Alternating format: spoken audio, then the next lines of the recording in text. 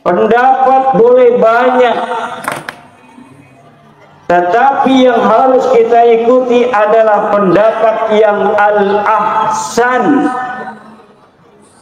Ma huwa al-ahsan? Al-ahsan laisa bihasan. Baik saja tapi tidak ahsan.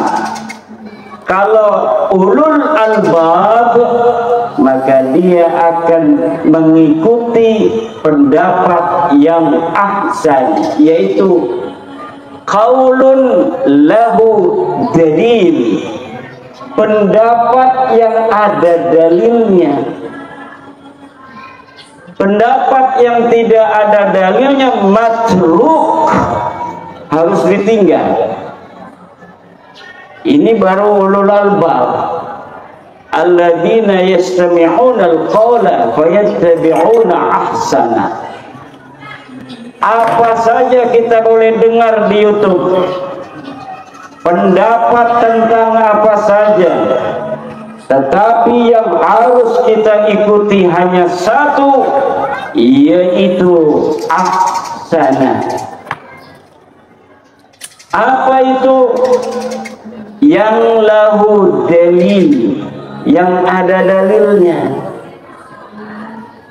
Anu eueuh dalilan ulah diturutan. Ngerti teh ya? Anu teu aya dalilna diturutan.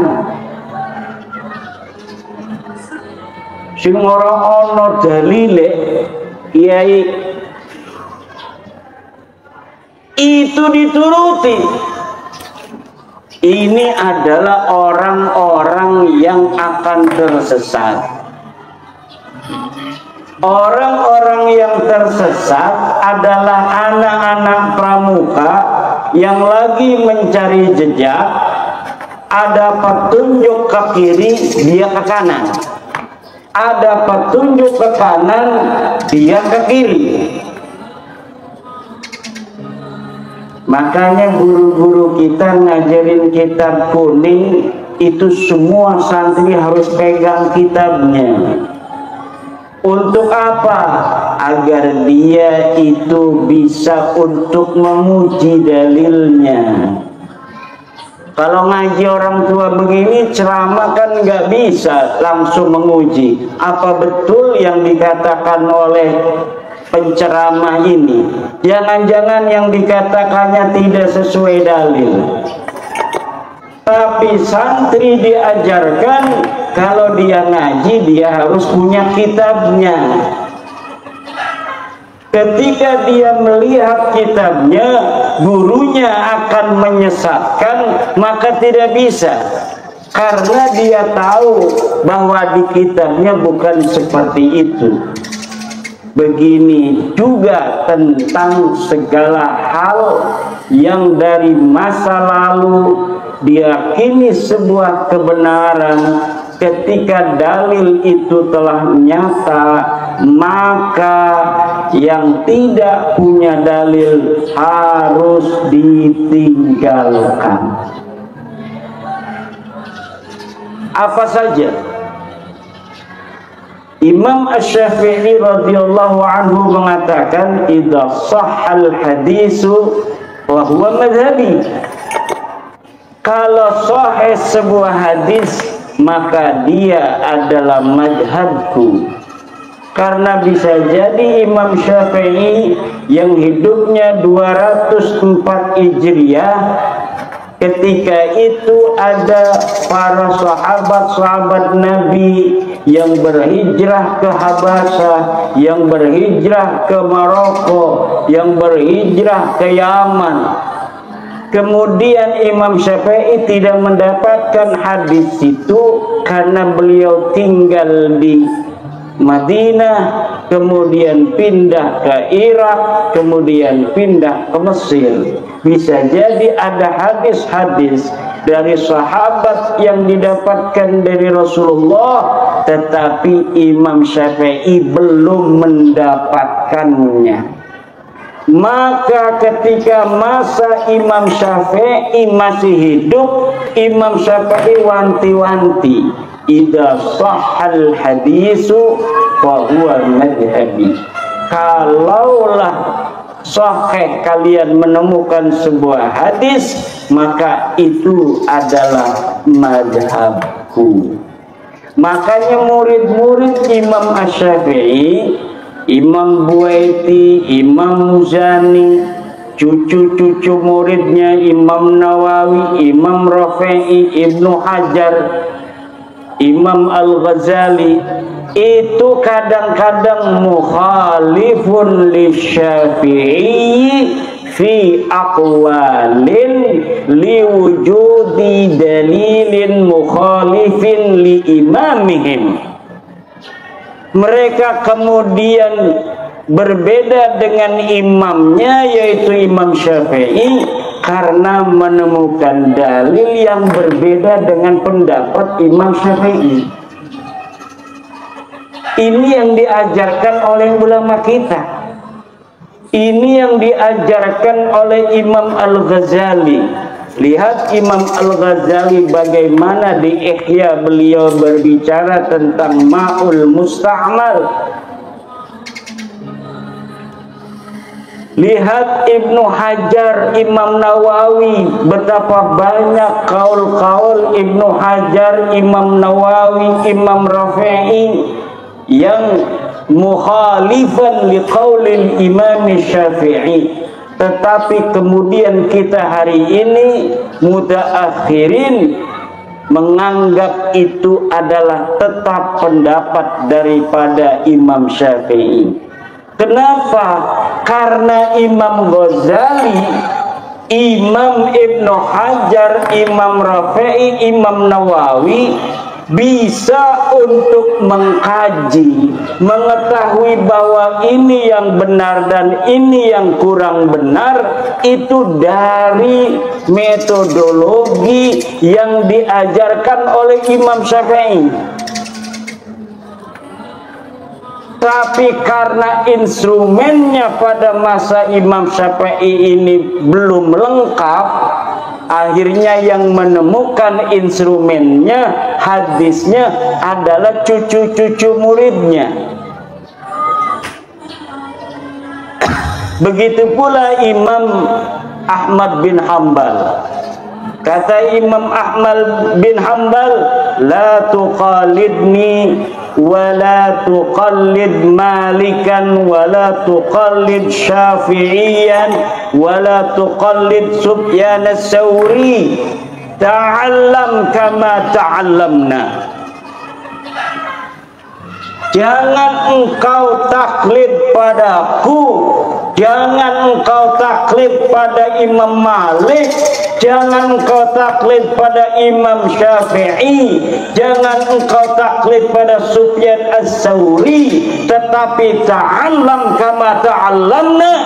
Belajarlah seperti aku belajar, belajarlah seperti kami belajar. Ini ajaran Imam Ahmad bin Hanbal. Maka ketika anak-anak murid daripada Imam Malik balagha darajata Malikin fil fiqhi, maka para murid Imam Malik mendirikan mazhab sendiri. Imam Maliknya nggak marah, Kiai Parman. Senang punya murid pinter. Begitu pula kenal Abu Hasan Al-Asy'ari. Abu Hasan Al-Asy'ari ini pendiri, peletak dasar ahli sunnah wal jamaah. Dia murid siapa? Dia orang Mu'tazilah. Muridnya Imam Al-Jubai yang juga Mu'tazilah. Tapi Imam Al-Jubai ketika mendengar Abu Hasan Al-Asy'ari ini berbeda dengan dirinya, beliau ini pun merasa bangga. Imam Al-Jubai dari Mu'tazilah memiliki murid pendiri madhab Ahli Sunnah wal Jamaah Abu Hasan Al-Asy'ari. Begitu pula Wasil bin Atha, pendiri Mu'tazilah. Murid siapa dia? Dia murid dari Muhammad Al-Hanafiyah, murid dari Syekh Al-Hasan Al-Basri. Tetapi kemudian i'tazala 'anil Hasan, beliau beri'tizal dari Hasan Al-Basri, artinya berbeda pendapat dengan gurunya. Jadi berbeda pendapat dengan guru dengan berlandaskan dalil. Ini diajarkan di dalam tradisi kesejarahan ulama-ulama guru-guru kita. Imam Hasyim Asy'ari berbeda dengan Yai Bisri Sansuri dalam beberapa masalah fikih. Berbeda pula dengan Guru Mansur dari Jembatan 5, sama-sama orang NU. Enggak apa-apa dalam masalah hisab. Kemudian dengan Yai Mas Kumambang berbeda dalam masalah tong-tong. Jadi berbeda itu di dalam tradisi ajaran guru-guru kita, bukan berarti itu su'ul adab. Yang penting di dalamnya itu ada dalil, ada ilmu. Maka saya mengarang sebuah syair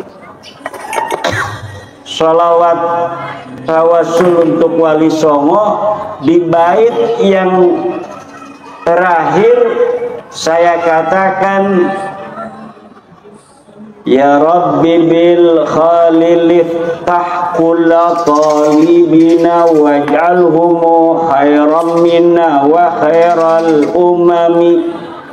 Ya Allah, bil khalili, dengan barokah Syekh Khalil Bangkalan, iftah kulla talibina, buka hati santri-santri kami, waj'alhumu khairan minna, dan jadikan mereka lebih baik dari kami, wa khairal umami, dan sebaik-baiknya manusia. Ini adalah ajaran guru-guru kita. Dan sebenarnya bapak-bapak, sekarang ini kan ada orang-orang yang berpendapat berbeda dengan gurunya dalam masalah fikih misalnya. Itu kemudian dianggap dia tidak barokah. Kalau tidak barokah, harusnya Imam Syafi'i yang tidak barokah pertama kali karena berbeda dengan Imam Malik. Nanti Imam Syafi'i punya murid Ahmad bin Hanbal nggak mau ikut pendapatnya Imam Syafi'i. Imam Ahmad bin Hanbal mendirikan pendapat madhabnya sendiri. Kalaulah tidak barokah, murid yang berbeda dengan gurunya, maka harusnya Imam Ahmad bin Hanbal tidak barokah karena dia berbeda dengan Imam Asy-Syafi'i. Kalaulah Muhammad bin Ali Al-Hanafiyah, ini Muhammad ini Al-Hanafiyah, ini anaknya Sayyidina Ali, tapi dia tidak mau mengatakan dirinya Muhammad bin Ali bin Abi Thalib. Kenapa? Karena beliau bukan anaknya Siti Fatimah. Takut ketukar dengan Sayyidina Hasan Hussein, disangka beliau anaknya Sayyidatuna Fatimah. Maka beliau menggunakan nama Muhammad bin Al-Hanafiyah. Muhammad anak laki-lakinya perempuan dari Bani Hanifah, karena Sayyidina Ali menikah dengan perempuan dari Bani Hanifah. Kemudian lahirnya Muhammad Al-Hanafiyah, ulama besar. Kenapa ini Muhammad bin Al-Hanafiyah menjadi ulama besar yang menjadi sebagai panutan para imam-imam madhab berikutnya?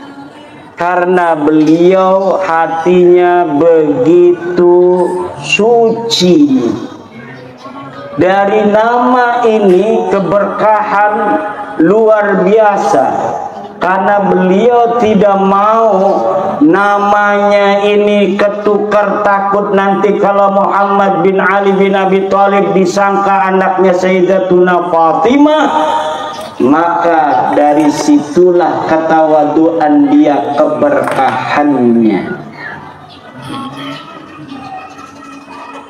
Ibu bapak hadirin ma'asyiral muslimin rahimakumullah. Ada kiai dari Madura. Ini saya ngomong begini ini karena ada kiai dari Madura, namanya Kiai Ja'far. Beliau ini lulusan Mekah. Kiai Ja'far lulusan Mekah. Kemudian beliau membaca kitab-kitab saya tentang nasab Alawi, Kiai Haris. Dibaca oleh Kiai Ja'far, akhirnya Kiai Ja'far berkesimpulan yang sama, bahwa Ba'lawi ini bukan cucu Nabi. Kemudian dilaporkan ke gurunya, ke Mekah. Setelah dilaporkan ke gurunya ke Mekah, gurunya bikin voice note. Setelah bikin voice note, beliau bikin lagi voice note, bahwa nanti akan saya buktikan sendiri bahwa betul-betul Ba'lawi ini bukan cucu Nabi. Ada lagi Yai Nur di Jawa Tengah, kiai yang murid-muridnya mendukung saya kemudian dimarahin. Murid-muridnya itu ketika membaca kitab, bahwa betul dalam kitab Tahdhibul Ansab 345 Hijriah tidak ada Ba'lawi disebut cucu Nabi. Betul tahun 370 di dalam kitab Muntaqilatut Talibiyah tidak ada Ba'lawi disebut cucu Nabi. Betul di dalam kitab Al-Majdi 490 Hijriah tidak ada Ba'lawi disebut cucu Nabi. Betul di dalam kitab Asy-Syajarah Al-Mubarakah 597 Hijriah bahwa Ba'lawi bukan cucu Nabi. Betul dalam kitab Al-Fakhri 614 Hijriah bahwa Ba'lawi bukan cucu Nabi. Betul dalam kitab Al-Asili 700 Hijriah bahwa Ba'lawi bukan cucu Nabi. Betul dalam kitab As-Sabatul Musam 787 Hijriah bahwa Ba'lawi bukan cucu Nabi. Betul dalam kitab Umdatut Talib Al-Kubra karya Ibnu Inabah 828 Hijriah bahwa Ba'lawi bukan cucu Nabi. Dia selain membaca, dia kemudian memverifikasi di dalam kitab-kitab yang saya sebutkan. akhirnya sekarang dia meneliti sendiri, dan menurut Kiai Ja'far bahwa Ba'lawi ini memang bukan keturunan Nabi, dan sebenarnya dia keturunan orang Syiah Ismailiyah. Ini kata Kiai Ja'far. Kiai-kiai yang lain juga di Jawa Tengah itu, Yai Nur Khatib, pengurus-pengurus NU, Surya NU, itu pengurus-pengurus PWI di Jawa Tengah yang sekarang ini sudah qat'iyan, sudah betul-betul hakul yakin bahwa Ba'lawi ini bukanlah daripada keturunan baginda Nabi besar Muhammad sallallahu alaihi wasallam. Itu pengurus-pengurus Surya PCNU. Jadi sekarang ini sebenarnya sudah kita tidak usah membicarakan tentang Ba'lawi bukan cucu Nabi apa cucu Nabi, karena ini sudah intasara bainan nas. Bukunya Yai Nur Khatib sudah saya susun bahasa Indonesia 690 halaman. Di situ lengkap dalil-dalilnya. Saya sampai bosen Kiai Suparman suruh ngomong nasa belulu, karena hampir 3 tahun. Kenapa? Sebenarnya masyarakat ini sudah pada yakin Ba'lawi ini bukan cucu Nabi. Sudah pada yakin semua. Oh, masih ada yang bela. Nah, yang bela itu tinggal nunggu kecewa sedikit. Kecewa sedikit aja motornya dipinjam kemudian dijual, baru dia yakin ini betul kamu yang bukan cucu Nabi. Kalau misalnya dia minjem motor, motornya nggak dikembalin. Kemarin ada juga itu di mana itu, di Madura, Habib nyolong motor, pakai sarung lagi nyolong motornya. Nah, kata orang-orang yang membela, Kiai, bukankah keturunan Nabi itu tidak maksum? Betul, tidak maksum. Kalau misalnya tidak maksum, berarti nggak usah ngomong-ngomong masalah akhlak, masalah kelakuan dari orang yang mengaku keturunan Nabi. Karena memang yang namanya manusia itu bisa berbuat dosa, betul. Tapi kalau keturunan kiai saja banyaknya jadi kiai, masa iya keturunan Nabi akhlaknya sama sekali tidak mencontoh Nabi, bahkan 180 derajat berbeda dengan baginda Nabi besar Muhammad sallallahu alaihi wasallam. Nabi ngomong jangan nyuri, nyuri. Nabi ngomong jangan mabok, mabok. Nabi ngomong jangan zina, zina. Nabi ngomong jangan memakan harta orang dengan batil. Dia colong HP orang, dia colong laptop orang. Teman saya ini kiai di pondok pesantren di Tangerang. Dia kalau ada tamu, kan orangnya namanya kiai, ada tamu itu dihormati. Kebetulan di mejanya ini ada laptop sama HP. Ini si Kabib ini masuk. Ya, soal ngomong begana begini, begana.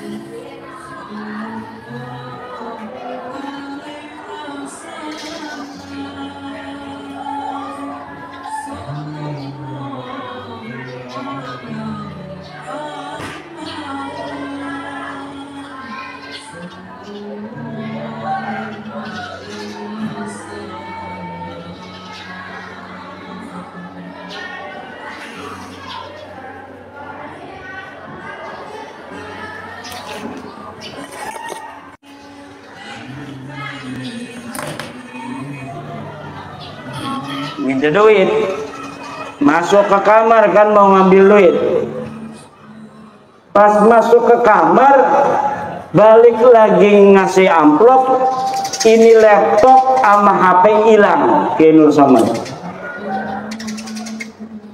Wah, HP saya sama laptop kemana? Enggak ada, dari tadi nggak ada laptop sama HP. Wah, saya naruh di sini katanya. Nah, untung dia rumahnya pakai CCTV.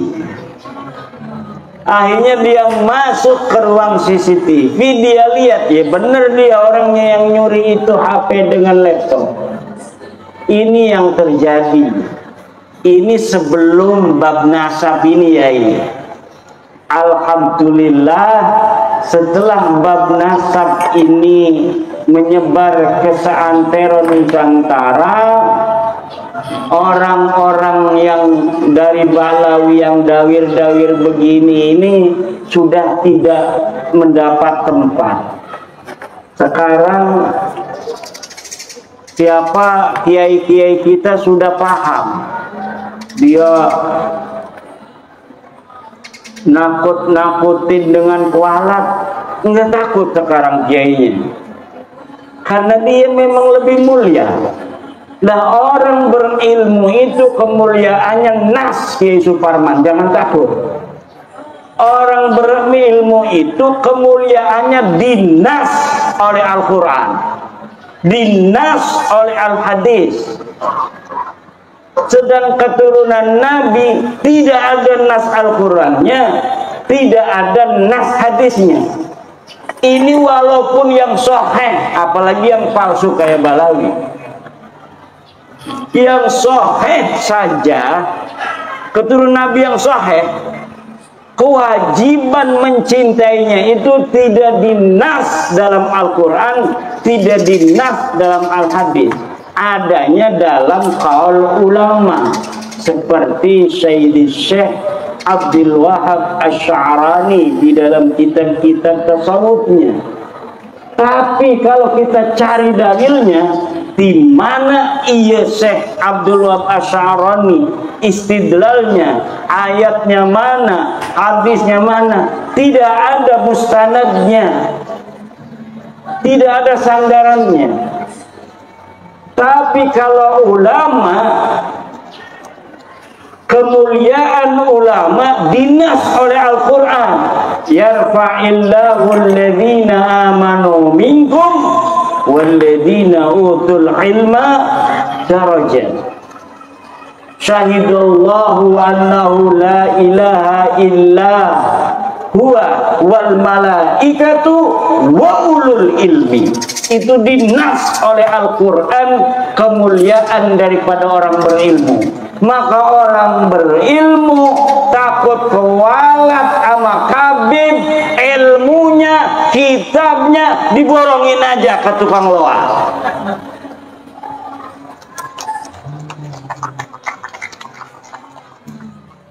Dia yang harus kewalat kepada kiai, dia yang harus kewalat kepada santri.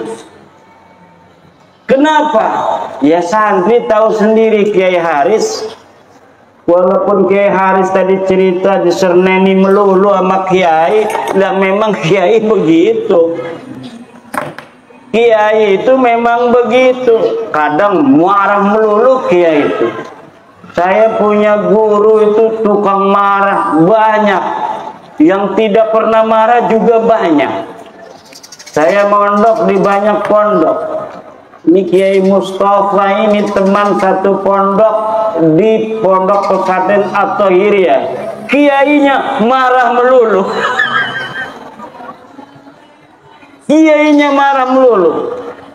Mondoknya sama Buya Dimyati dengan Abuya Suhaimi dari Keronjo, Tangerang. Tiga-tiganya tukang marah semua. Murid daripada Syekh Thohir Pelamunan. Jadi Syekh Thohir Pelamunan punya murid Abuya Dimyati, Abuya Asuri, Abuya Suhaimi.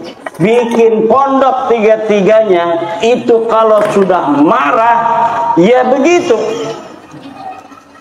Tapi dimarahin kiai barokah. Alhamdulillah, saya pernah di setan-setan di babi-babi itu di pondok sama Bayai Haturi, barokah.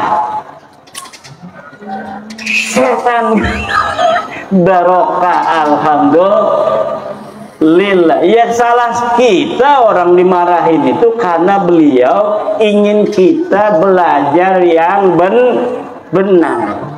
Ingin kita khairan minhu, lebih baik dari beliau. Setiap guru menginginkan santrinya lebih baik daripada gurunya. Itu ciri-ciri daripada keikhlasan.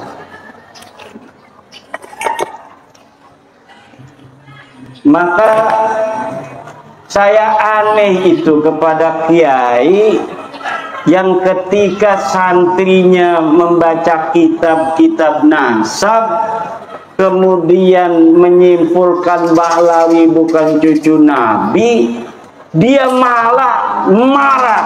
Katanya siapa saja yang membatalkan Bahlawi ikut kepada Imaduddin Usman dari Banten maka tidak barokah. Waduh, ini apa namanya, ini bukan ajaran dari para ulama. Ajaran ulama itu ajaran ulul albab. Ulul albab itu Yai Haris. Kalau Yai Haris aman, kiainya sama. Kiainya luar biasa sampai datang kemari. Ulul albab itu alladzina yastami'una al-qawla fayattabi'una ahsana. Orang-orang yang mendengarkan pendapat boleh banyak, tapi yang diikuti hanya yang terbaik. Apa yang terbaik? Lahu dalil, pendapat yang ada dalilnya. Coba Yai Haris, ini mantan Muhyiddin se-Lampung Tengah, ini presidennya Yai Haris. Sekarang Yai Haris ketika sudah merdeka, tadinya abdun ini. Orang kalau masih percaya kepada Bahlawi cucu Nabi, jiwanya akan merana. Sekarang ini yang ikut-ikut masih Muhyiddin itu jiwanya merana.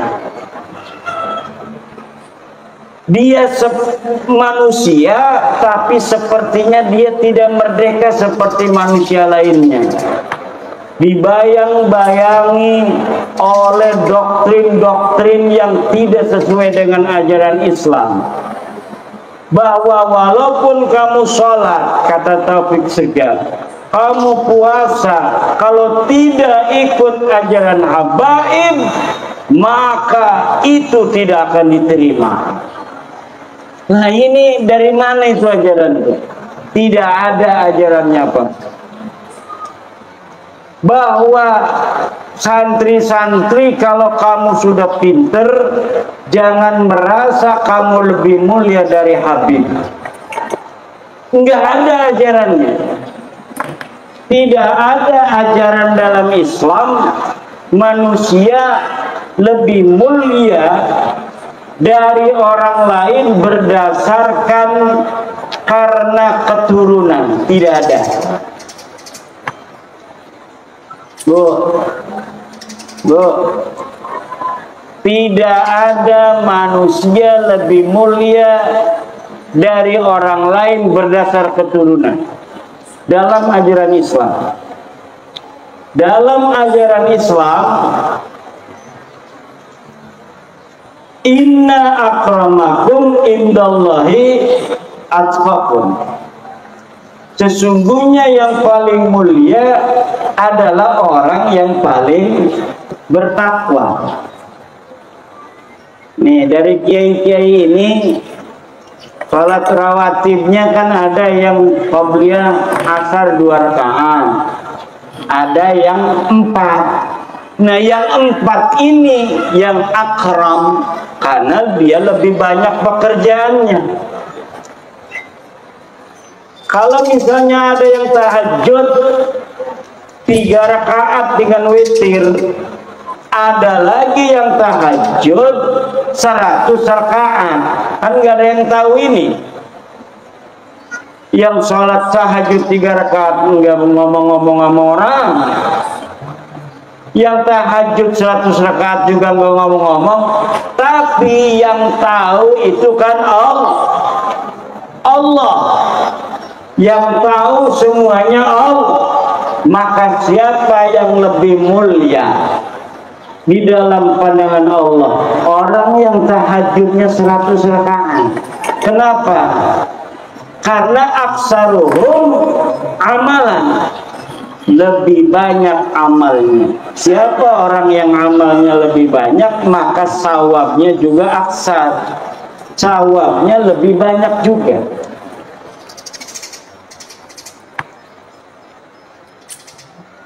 Nah, sekarang ini kita sedang memerdekakan PWI ini, Kiai Haris, Lampung Tengah bagian timur. Kita sedang memerdekakan orang-orang yang masih jadi budak. Nah, sama budak itu jangan keras. Bil mau'idotil hasanah. Kalau ada yang mau berdebat, wajadilhum billati hiya ahsan. Saya itu kalau berdebat dengan orang, ya tidak pernah marah-marah. Pernah sekali dengan Gus Fahrur. Gus Fahrur yang ketua PBNU itu, karena apa, udah kesel itu. Ini namanya manusia, kesabaran itu kan ada batasnya. Wah, langsung dimarahin itu kita berdua. Katanya orang-orang NU debat di depan orang, marah-marahan begitu. Itu sendiri tudulan. Ya kalau ketemu di PBNU mah ya biasa. Ya salam-salaman. Itu mah karena lagi kesel aja. Ibu bapak hadirin ma'asyiral muslimin rahimakumullah. Saya ini agak ngeliang ini Kiai. Dari Banten datang jam 4, langsung sebentar di hotel-hotelan di Bandar Lampung dengan Kiai Suparman, langsung ke sini. Lumayan juga 2 jam ya, 2 jam ke sini. Insya Allah kita akan sampai subuh sambil nungguin hujan ini berhenti. Siap? Sebenarnya sekarang ini ya Parman, saya senangnya dialog. Nah kalau dialog kan siapa tahu ada Habib yang datang, dia ingin apa juga mengetahui atau ingin bertanya tentang dalil-dalilnya. Karena semua dalil-dalil sekarang, framing-framing yang ada di media itu tidak ada dalilnya lagi.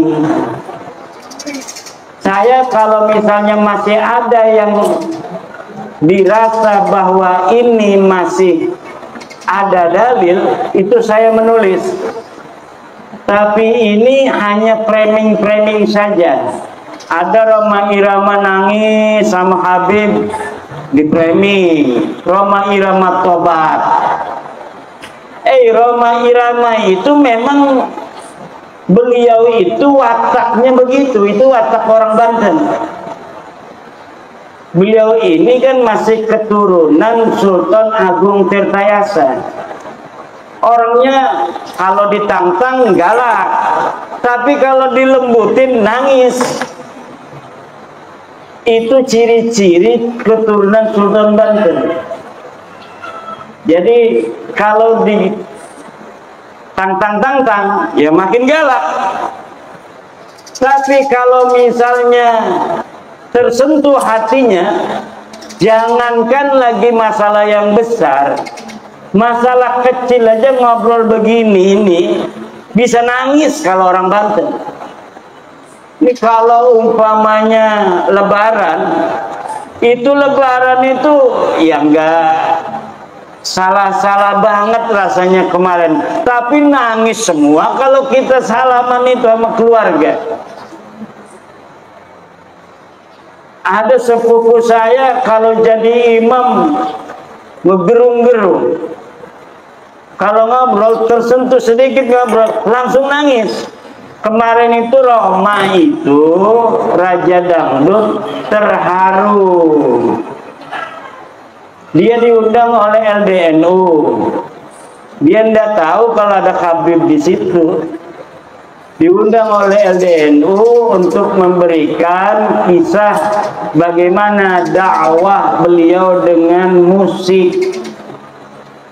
Nggak tahu kalau ada Habib. Nah ternyata Habibnya nggak marah.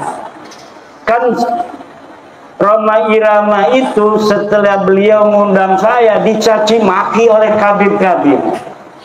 Kata Roma Irama, saya tidak percaya ente itu cucu Nabi, tapi bukan memutuskan persahabatan.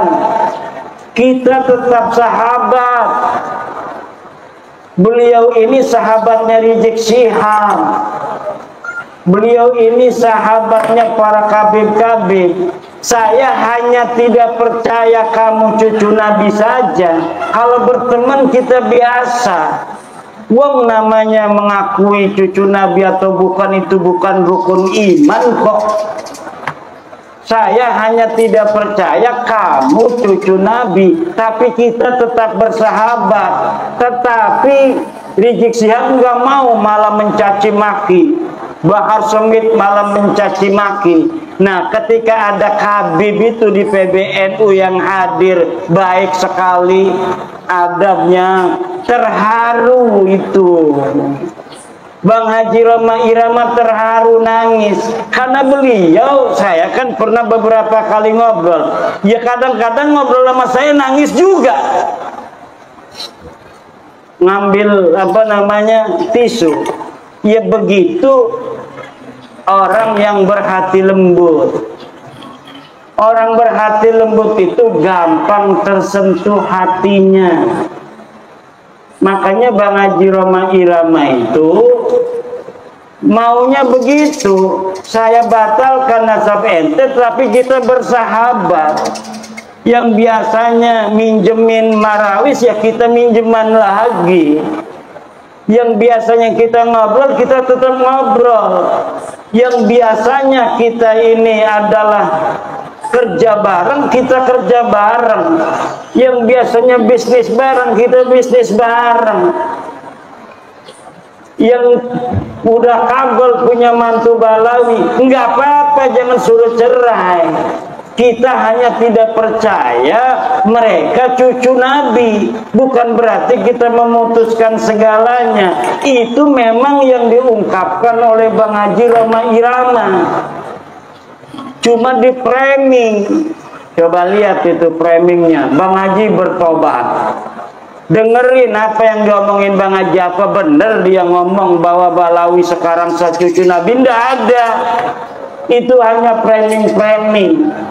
Karena Bang Haji Roma Irama pengennya begitu. Saya batalin itu nasab ente bukan berarti kita bermusuhan, karena memang tidak ada dalilnya.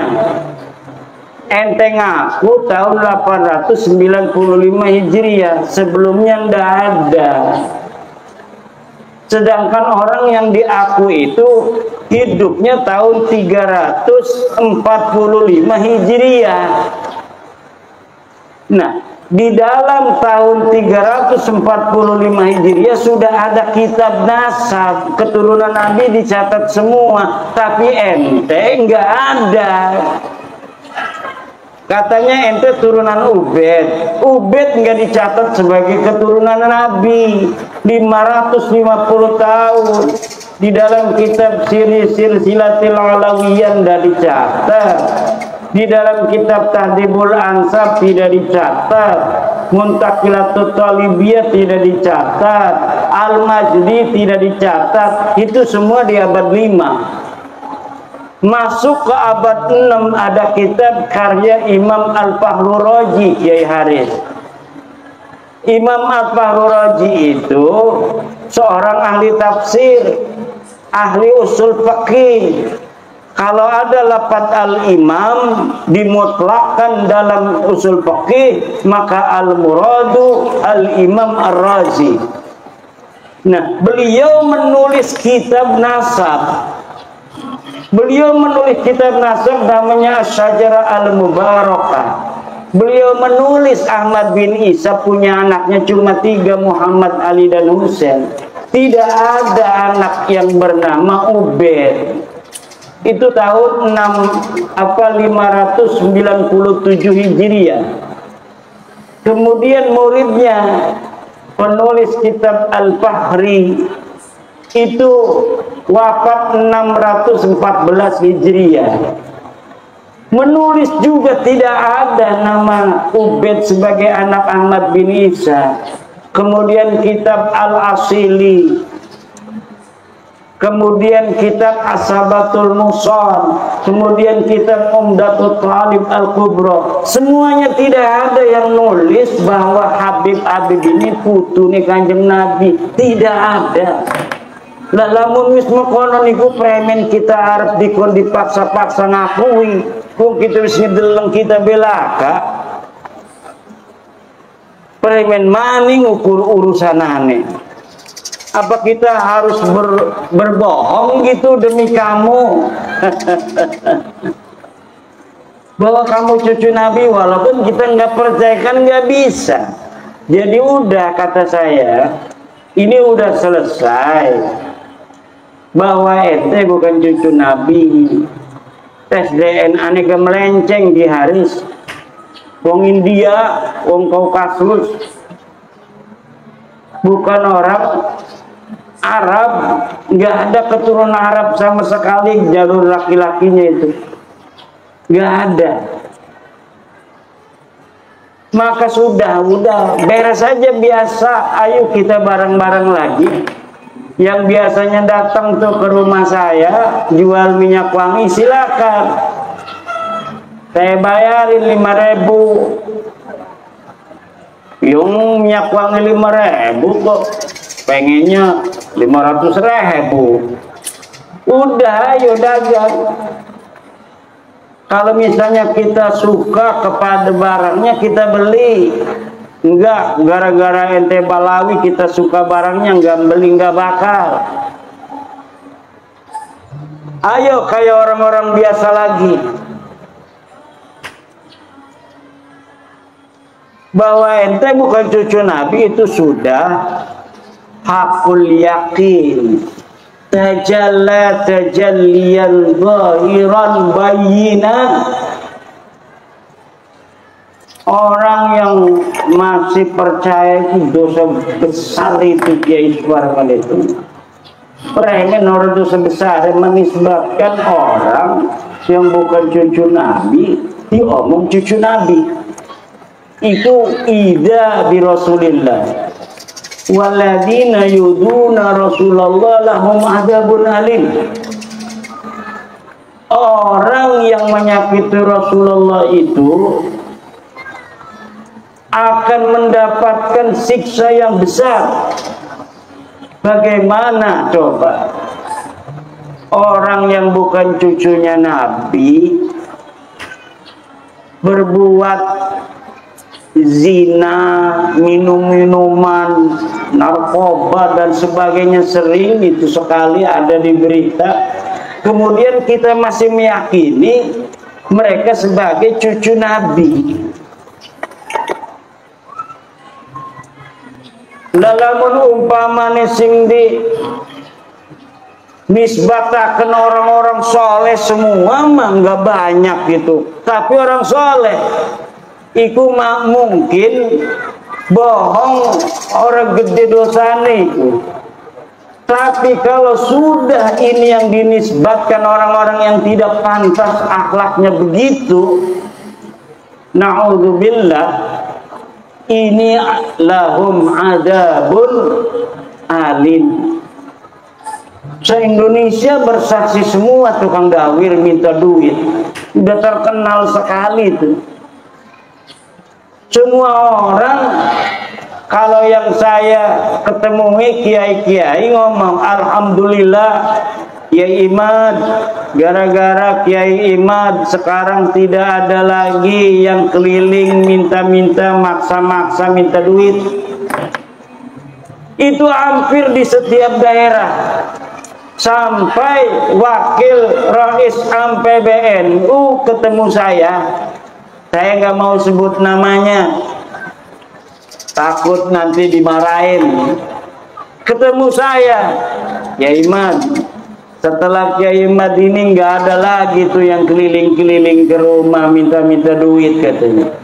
Jadi yang didawir itu pengurus MWCNU, bukan hanya tingkat MWC, tingkat ranting, tingkat Suriah pun mereka berani dawir.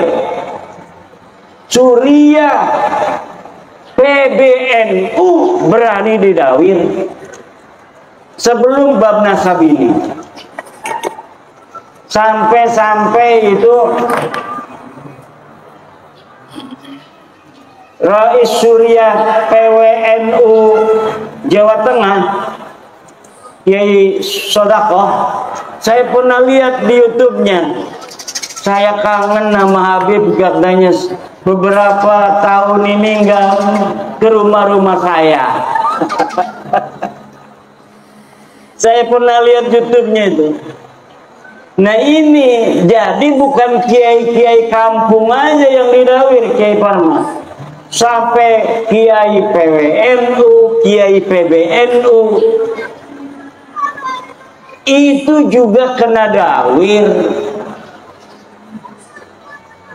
Pertama saya untuk meneliti itu bukan karena dawir, karena memang saya itu tidak berada di daerah yang sering kena dawir. Di daerah saya itu memang tidak kayak di daerah lain. Habib ada, ke rumah saya juga ada, tapi nggak berani maksa gitu. Nah, kalau saya dapat cerita di Banyumas, di Kebumen, itu maksa. Makanya kiai-kiai cerita. Nah, saya itu meneliti nasab mereka bukan karena dawirnya, tapi karena kesombongan akhlaknya kepada kiai-kiai kampung, kepada kiai-kiai Nusantara. Ini yang membuat saya kemudian meneliti nasab mereka, dan ternyata sudah jelas bahwa mereka bukan keturunan baginda Nabi besar Muhammad sallallahu alaihi wasallam.